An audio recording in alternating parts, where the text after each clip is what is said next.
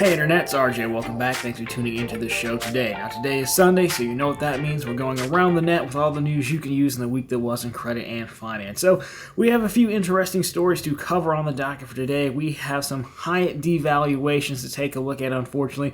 We have an interesting letter from Alliant Credit Union shutting down some accounts. And of course, we will take a look at American Express. Another survey potentially revamping to an extent the favorite American Express Hilton Aspire cards. Of course, that sounds interesting to you, then go ahead, press the subscribe button, and let's get to work. Now, we will lead off with Hyatt.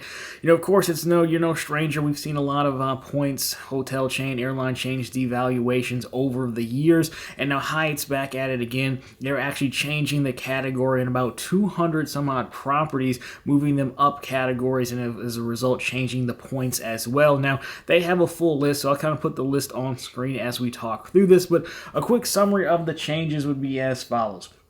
Again, it's about 214 properties total in their catalog that they're actually changing. I'll put the list down below if you want to check on something specific. But overall, the categories, they're going up. If you go through it, it looks like the changes in points are going anywhere from about 3,000 to 10,000 points increases. The average is about an increase of 5,000 points.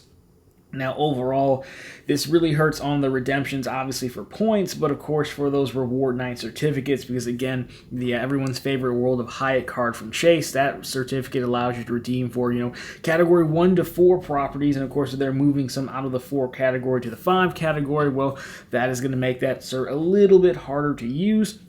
Now, I also understand that there are 158 properties that, in fairness, are lowering in points and category, which I guess gives you a little bit more optionality. But overall, I would say this is probably, a net negative across the board. I also think they're going to do some other changes with their resort properties a little bit later on. I think TPG had something about that as well. So, really, this just kind of follows the trend that we're seeing everywhere. Everyone's kind of raising prices. I think it's surely partly because of the whole inflation thing, in quotes, right?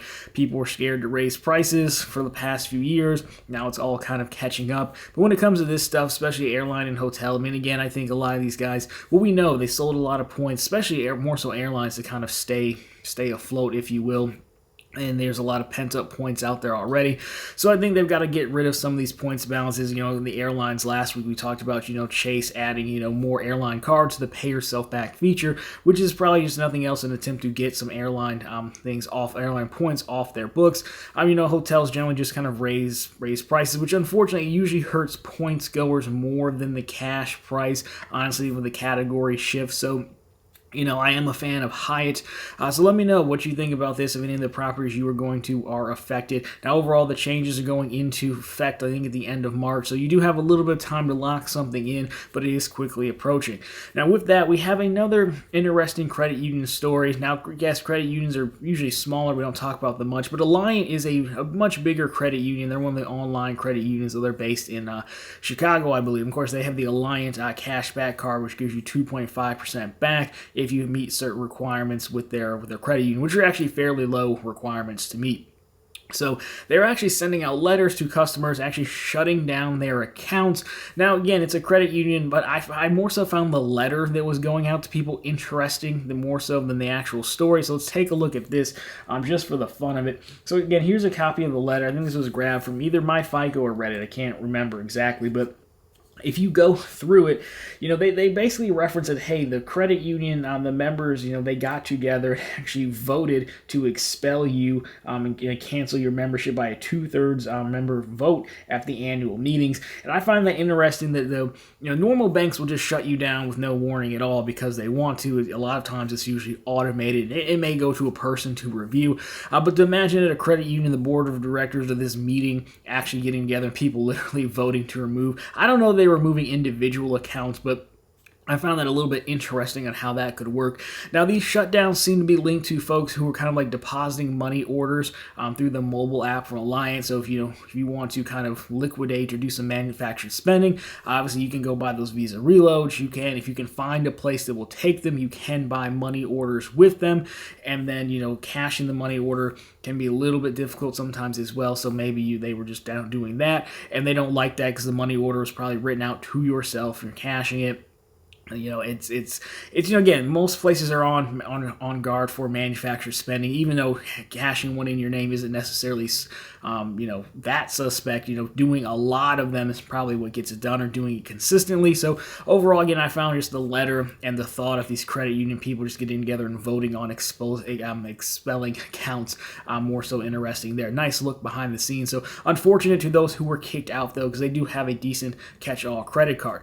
Now with that, we are taking a look at Citibank next. Now, of course, Citi has been in the news because they've been talking about, well, they haven't been talking about it, but they've been filing patents, for potential new credit cards, the Strata Premier and the Strata Elite, rumored to be coming out, I think sometime next month or by spring. So now they are actually sending out their own form of a survey asking what customers want in basically a concierge setup. So if we take a look at this one next, we can see here. So help us elevate credit card concierge offering. So the guy even has a black tie and he's handling a blue card. You would have thought it would have been some kind, at least a Premier or something, but no, just like a blue Citi credit card. So one of the features of a good credit card is the concierge service that are included. Historically, these concierge benefits have included things like vacation packages, air travel, booking restaurants, things like that. So I guess they're just soliciting feedback for what you would want in a concierge service as a part of. So it could be potentially be rumored that, there could be a concierge service added on to their next card. Again, we don't really know. They could just be doing, research, trying to collect information. Now, these concierge services are kind of interesting. I don't necessarily know these concierge services are that helpful anymore. I know sometimes the American Express one can help you get like tickets to events, primarily because, I think they buy up tickets and hold some back for their members, but it's not necessarily like it's free. You still have to pay for the tickets.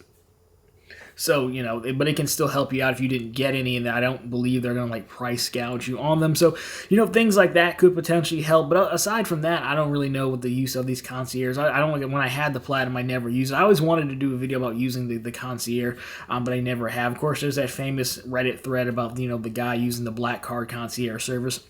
That one's probably a little bit different than even the Platinum, I would imagine. But if you use concierge, let us know down below. If you would like to see a concierge service on this new Citi card, then, let us know. But if we were... let me know what you would want, I should say. But if we were to put the two rumors together, then I would assume the Strata Elite is going to be an even higher tier card, probably in the $550 to $600 range if you're bringing in a concierge, which would probably try at least have it on paper, trying to go head to head against American Express. Honestly, because I know Chase doesn't really have a concierge. They probably do for J.P. Morgan, but that's more so being a private client than anything else. So, it's Citi. So I like that Citi's trying to do something, but it's Citi. So I'm always cautiously optimistic. But again, let me know what you would like to see in a concierge setup. Now, we move on to the story of the week. It is Hilton American Express Aspire card, fan favorite. People have multiples of these cards. Now, it's been long since rumored that there was going to be a change to this card. We had a story maybe 2 months ago where an American Express rep was actually telling a prospective card holder that, the annual fee was going to be increasing, which seems odd that, a rep would be disclosing this information through customer service chat. But we now have a survey, again, submitted by one of our viewers out there. We got a lot of Amex fans out there, despite my disdain for Amex, which is interesting. But I'm glad they have an open mind and we still share information and ideas. So I appreciate you sending this in. So again, this is not set in stone. This is simply a survey going out to some card holders. So we take a look at this. So here is the survey. Now the big changes here, the airline, the annual fee is $550 going up from $450. If you drop down to the airline credit, you would now receive a statement credit for up to $200 on airline purchases, $50 a quarter, and then it's good for both airfare and incidentals, which is a change. They're adding a $120 lift credit. Of course, it would be $10 a month. It does not roll over. And then you're also going to get a $189 clear credit as well. So I'll put up the existing Aspire card as well so you can kind of compare the two. But overall, I think this is, there's a few different interesting things here. Number one, I thought it would go up higher, honestly, to around $650 to match that Marriott card. Number two, that airline incidental credit changing to allow for airfare is actually really good. But of course, in typical American Express fashion, it's still going to be $50 a quarter. Of course, we don't know if that rolls over. I'm going to guess it does not roll over. And again, that might be more of the airline saying that I don't know how that credit breaks up and who pays for what. But that's almost a half a win, I guess, depending on how much you travel. Now, the Lyft membership is also interesting, because obviously most Amex cards go with Uber, meaning the Platinum and the Gold, so to bring in Lyft as well was a little bit interesting. Then the Clear Credit, it is what it is. I think this more so speaks to the fact that, well, core cards, so green, gold, platinum, things like that, they're obviously built to build off of each other, where you're obviously intended to have multiples or both of the cards, or all three sometimes. But when you get to these co-branded cards, the co-branded companies have different goals in mind, right? So the Aspire is clearly built to be like your one travel card. And if the Aspire was your one travel card, then this isn't really that bad, because Clear is not bad by any means, and they give you the membership. It's only going up $100. Then it's actually probably not that big of a deal. But most of us watching this show, you have multiple cards, right? And the cards are getting to the point where they're not really, the co-branders really aren't designed for people with multiple cards, and that's kind of how this one breaks out. If the Aspire is your heavy-hitting travel card and you don't really have too many other cards, then I don't think this is that bad. I mean, obviously, I think it would have been better to leave it alone at $450, but it's not the worst thing in the world, considering some egregious amounts of credits and things we've seen on other cards that they've done, in my opinion. Now, of course, if you have multiple cards, you probably already get Clear from one of your other cards. You get, have enough Uber credits already, what have you. So, that could be a little bit tough. But again, none of this is set in stone. I don't love these changes. I don't necessarily hate all of them. I just think it doesn't really do a whole lot, honestly. But I do think part of American Express is just tired of people having multiples of these cards, or Hilton probably is tired of people having multiple of these cards and only using it for that award night and diamond status type deal. So, maybe this shakes some people loose, jacks up the fee a little bit so they can make a little bit more money. But of course, all you Aspire card holders out there, let me know what you think about this. So of course, guys, that has been the news for this week. If you liked it, drop me a thumbs up down below. Of course, if you found it particularly interesting, consider subscribing to the channel, especially for the month of March, because we are running Credit Card Madness here on the channel all month long. It's your chance to vote for the next champion of the year in our credit card tournament. It's a lot of fun, so definitely go check that out. We're playing every Tuesday through the month of March. I think technically the first week of April.